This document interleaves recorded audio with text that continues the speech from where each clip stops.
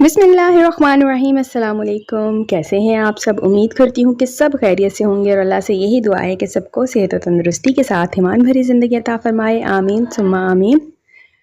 आज की रेसिपी बहुत ही ज़बरदस्त है। परफेक्ट रिश्तेदार चिकन कबाब बनाने की रेसिपी मैं आपके साथ शेयर कर रही हूँ। आप चाहें तो इसको बकरा ईद आ रही है तो इसको मटन के साथ भी बना सकते हैं या बीफ के साथ भी बना सकते हैं। बस गोल बोटी लेनी है आपने उनकी। यहाँ पर मैंने आधा किलो दाल ली थी जिसको मैंने भिगो कर रख लिया था। ये देखें दाल कितनी सॉफ्ट हो चुकी है। इसको हम एक बर्तन में शामिल करेंगे। साथ में हमने चिकन लिया है वो शामिल कर रहे हैं। चिकन यहाँ पर मैं ब्रेस्ट का पीस यानी कि गोल बोटी इस्तेमाल कर रही हूँ। आप चाहे तो जो हड्डी वाला चिकन है वो भी यूज़ कर सकते हैं, लेकिन फिर उसमें हड्डियाँ रिमूव करने में थोड़ी मुश्किल होती है। अब यहाँ पर कुछ खड़े मसाले हैं, दालचीनी है, बादियान है, बड़ी इलायची है और तेज़पात है, ये मैं शामिल करूँगी। ये साबुत ही डाल रहे हैं ताकि बाद में हम इनको ऐसे ही निकाल लें।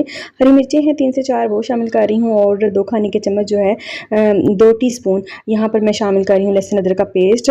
और इसके साथ ही मैंने यहाँ पर एक प्याज ले लिया, उसको भी मैं काट के शामिल कर रही हूँ। मोटा मोटा जिस तरह से चाहे आप काट सकते हैं क्योंकि इसने यहाँ पर इसमें गल ही जाना है अच्छे तरीके से। उसके बाद यहाँ पर धनिया पाउडर है 2 खाने के चम्मच 2 टीस्पून वो शामिल कर रही हूँ। साथ ही 1 टीस्पून जो है वो गरम मसाला पिसा हुआ शामिल कर रही हूँ। हमने यहाँ पर साबुत जो है वो तो रिमूव कर लेना है। चिली पाउडर है क्रश्ड और चिली पाउडर है जो रेगुलर चिली पाउडर होता है, टर्मरिक है और इसके अलावा ब्लैक पेपर पाउडर मैं शामिल कर रही हूँ और नमक हस्बे जायका।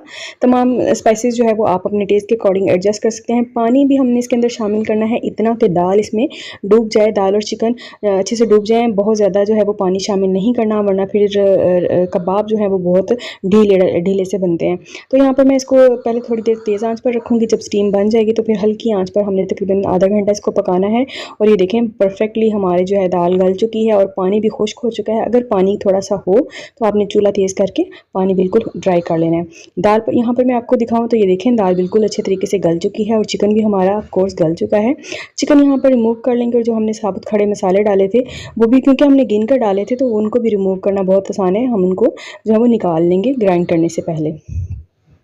अब यहाँ पर चिकन सेपरेट कर लिया है और दाल इसको अलहदा से कर लिया है। चिकन को सबसे पहले हम जो है वो मोटा मोटा कूट लेंगे क्योंकि चिकन के रेशे बनाने हैं हमने, इसलिए चिकन को सेपरेटली चॉपर में हल्का सा चला के तो इसके जो है वो बड़े बड़े से रेशे कर लेंगे हम। और दाल जो है उसको बाद में हम पीस लेंगे। आप चाहें तो इसको सिलबट्टे में भी कर सकते हैं या चॉपर के साथ कर सकते हैं, ये आपकी अपनी मर्ज़ी है। अब ये देखें चिकन यहाँ पर मैंने बड़े बड़े इसके रेशे कर लिए हैं और यहाँ पर क्योंकि हड्डियाँ नहीं थी तो इतनी मुश्किल नहीं हुई। अगर हड्डियाँ होंगी तो फिर इसको चॉपर में चलाना भी मुश्किल होगा और इसके अलावा हड्डियाँ जो है वो बाद में इसको रिमूव करना भी थोड़ा सा मुश्किल होता है। अब दाल जो है उसी चॉपर में मैं शामिल कर रही हूँ। साथ यहाँ पर थोड़ी सी और हरी मिर्चें जो है वो काट के डाल रही हूँ। उसके अलावा मैं यहाँ पर पुदीना तकरीबन 1 गट्ठी और 1 गट्ठी ही हरा धनिया जो है इस मुकाम पर शामिल कर रही हूँ। इनसे इनका टेस्ट बहुत ज़बरदस्त आ जाता है। आप इसको ज़रूर शामिल कीजिएगा। और थोड़ा सा जो है वो फ्रेश कुटी हुई काली मिर्च थोड़ी सी मज़ीद ऐड कर रही हूँ क्योंकि जो ताज़ा कुटी हुई काली मिर्च है उसका टेस्ट बहुत लाजवाब आता है इसके अंदर। आप कबाब में इसको ज़रूर ऐड कीजिएगा।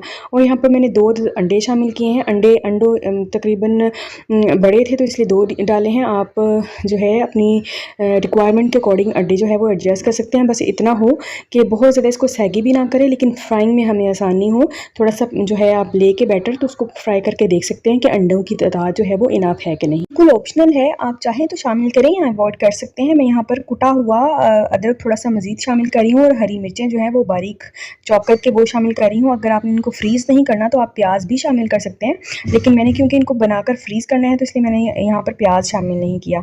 अब इनकी हम जिस तरह से चाहे शेप दे सकते हैं और आप इसके लिए जो शेप कटर्स वगैरह होते हैं वो भी इस्तेमाल कर सकते हैं। बस मैंने कबाब बना लिए अपने रिक्वायर्ड साइज़ के मुताबिक, बड़े छोटे जिस तरह से चाहे आप बना सकते हैं। उनको फ्रीज़ करने का तरीका भी बहुत आसान है। आप कोई भी प्लास्टिक बैग या आप क्लिंग रैप ले सकते हैं, उसके साथ इसकी लेयर्स कर लें तो एक ही बर्तन में एक ही ट्रे वगैरह में आप इनको अच्छे खासे कबाब जो है उनको फ्रीज़ कर सकते हैं। फ्रीज़ करने के बाद मैं यहाँ पर इनको बाउल में रख रही हूँ। आप चाहें तो किसी शॉपर वगैरह में डाल के भी इनको दोबारा से जो है वो एक दफ़ा अच्छे से सेट हो जाएँ तो फिर इनको आप जो है किसी शॉपर वगैरह में डाल के दोबारा से फ्रीज़ कर लें। जितने चाहें उतने निकालें और उनको फ्राई कर लें। फ्राई करने का तरीका भी मैं यहाँ पर आपके साथ शेयर कर देती हूँ। पहले से क्योंकि हमने इसके अंदर पहले से अंडे शामिल किए हुए हुए थे, तो इसलिए ये ऑप्शनल है बिल्कुल। आप चाहें तो ऊपर से अलहदा से अंडा लगाएं, जैसे कोई गेस्ट वगैरह आ रहे हैं तो आप अंडा लगा सकते हैं। लेकिन अगर वैसे आपने एक आधा कबाब फ्राई करना है तो फिर बाकी का अंडा क्योंकि वेस्ट हो जाता है। तो ये देखिए मैं एक जो कबाब है बगैर अंडे के भी फ्राई करके आपको दिखा रही हूँ। तो बिल्कुल परफेक्टली जो है, क्योंकि अंडा पहले से ऐड है तो अच्छे से कबाब जो है वो टूटते नहीं हैं, बिखरते नहीं हैं और फ्राई हो जाते हैं। ये देखिए बहुत ही ज़बरदस्त इनके ऊपर कलर आया है।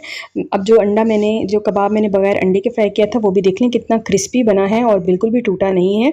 तो बस इस रेसिपी को ज़रूर ट्राई कीजिएगा और अपने फ्रेंड्स एंड फैमिली में शेयर कीजिएगा। चैनल पर नए हैं, चैनल को सब्सक्राइब नहीं किया तो चैनल को सब्सक्राइब करके बेल का आइकन प्रेस कर लें। मिलते हैं फिर किसी और वीडियो में, तब तक के लिए अल्लाह हाफिज़।